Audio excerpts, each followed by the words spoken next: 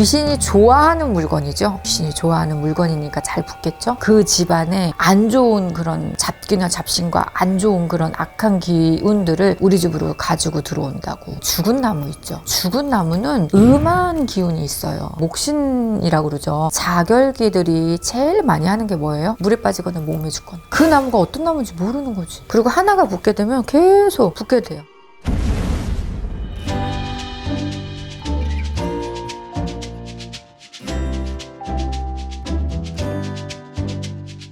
안녕하세요. 네, 안녕하세요. 네, 선생님. 네. 선생님은 일반인이 가질 수 없는 능력을 갖고 계시잖아요. 귀신을 본다. 보죠. 네.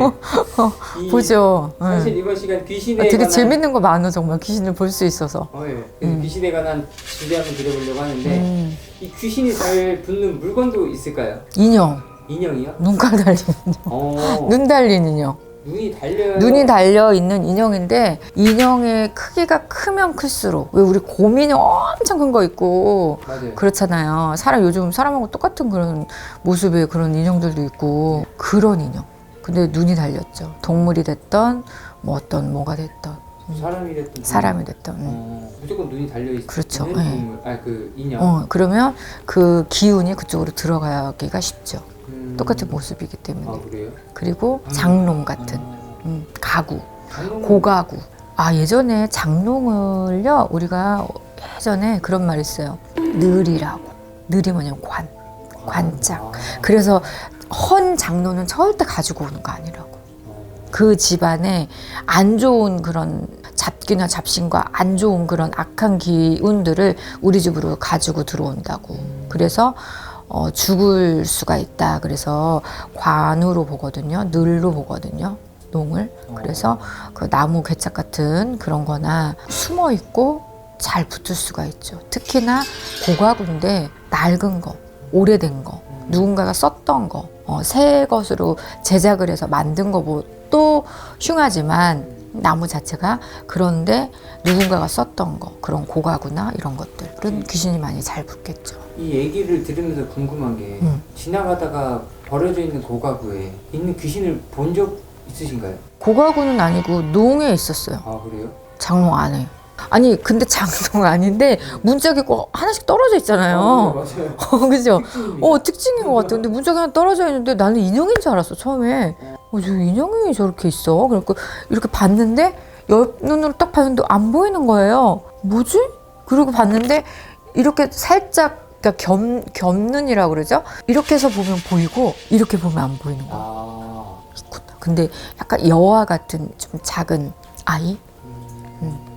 진짜 귀신은요, 무당도 정면으로 이렇게 보죠. 안 보여요. 근데 이렇게 하다 이렇게 왜 옆눈으로, 겹눈으로 이렇게 보면 이게 우리가 여기를 봐도 옆에 보이잖아요. 이렇게.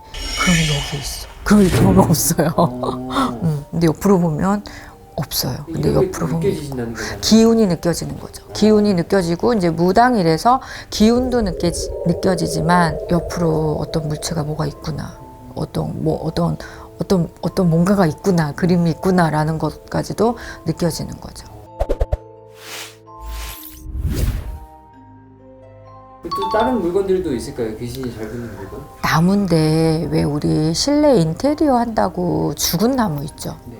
예전에 한참 붐이었던 것 같아요. 카페나 이런데 여기 바닥에서 천장까지 이렇게 쫙 해가지고 막 이렇게 차차차차 나뭇잎이 막 이렇게 돼가지고 뭐였죠? 그 무슨 버드나무가처럼 막 이렇게 이파리가 있는 것도 있고 매화 약간 일본 수집 같은 데 많이 있었던 것 같아요. 그런 곳에는 일단 나무가 죽어 있어요. 그럼 죽은 나무는 음한 기운이 있어요. 그렇기 때문에 목신이라고 그러죠. 그래서 따라 붙을 수가 있죠. 그리고 우리가 자결기들이 제일 많이 하는 게 뭐예요? 물에 빠지거나 몸에 죽거나. 그렇기 때문에 그 나무가 어떤 나무인지 모르는 거지. 그렇기 때문에 죽은 나무, 뭐 인테리어용이 됐던 뭐가 됐던 그런 요즘은 왜 예전엔 또 막 이렇게 왜 나무를 이렇게 깎아서 만든 장식품 같은 이런 게 있었잖아요. 협탁처럼 뭐 이런 것들이 있었잖아요. 그런 것도. 나무 깎아서 만든 협탁. 네. 그게 어떤 나무인지 알아요. 그리고 일단 어떤 나무인지 모르더라도 나무 자체가 살아있는 뿌리를 내려있는 나무가 아니잖아요. 죽은 나무잖아요. 그래서 죽은 나무는 음한 기운이 가장 강하기 때문에 귀신이 있다가도 있게끔 만들어서 끈다는 거죠. 그렇기 때문에 그런 데 많이 붙지요. 이 물건들 사실 뭐 지나가다 보가고 이뻐서 주워올 수도 있는 거고 인형 같은 경우에도 그렇죠. 나눔을 한다거나 그런 경우도 있는데 그런 경우에 좀 잘못되는 경우도 있겠네요. 그렇죠. 근데 특히나 중고 중고? 그리고 피아노 소리 나는 거 아, 중고도 마찬가지예요. 피아노도 사실 나무로 만들었잖아요. 그렇죠. 쇠와 나무와 같이 이제 되어 있죠. 근데 특히나 뭐 새 상품도 그렇지만 중고 어떤 곳에서 어떻게 쓰임을 했는지 출처를 모르는 물건이죠.